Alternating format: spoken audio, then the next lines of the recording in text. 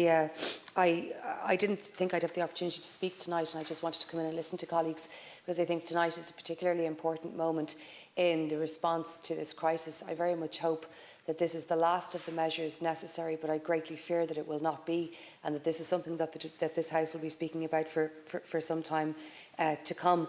But I think in that context, it's a moment for real honesty with the Irish people, honesty about the nature of our economy, the openness of our economy, honesty about our international dependence on foreign direct investment, on the movement of trade, and indeed honesty about our international dependence on fossil fuels and on fuel generally. Honesty about the role of renewable energy, what we've done, what we've failed to do. Honesty about those who would object to future renewable energy. Honesty about our slowness in relation to a real strategy for offshore floating wind energy, particularly on the Atlantic. Honesty about our opportunity to store and sell that over time, and how we can contribute to Europe's energy solution, not just our own solution, and our energy security in the future. But honesty really about the risk of this war, of this land war and of this information war on our economy, on our people, on the European economy and the European people, and how much it's realistic to be insulated from that.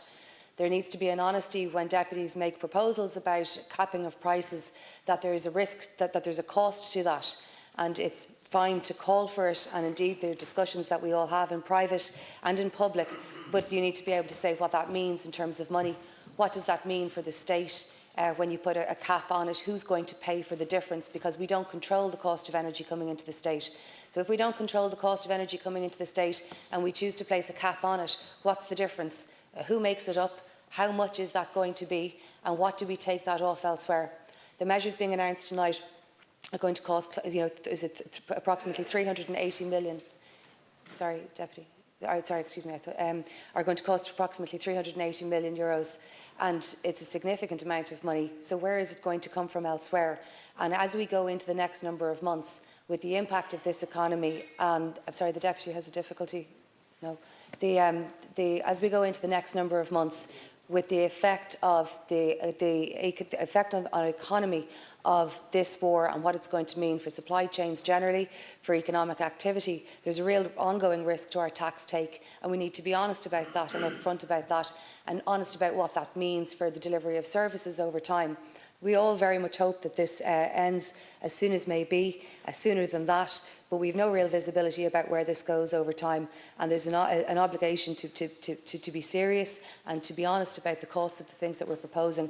The measure tonight is necessary. Naturally, it's being eaten up very, very quickly by international energy prices, and indeed, as other deputies have said, by a real risk about gouging on the forecourts, and that's just such a cynical practice, where that is happening.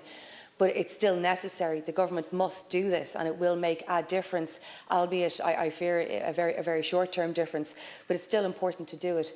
But I think as we go forward over time, I hope that this is the last of these conversations, but I fear that it will not be, and we need to be honest with people over the next number of months about the real effect on the economy of this war.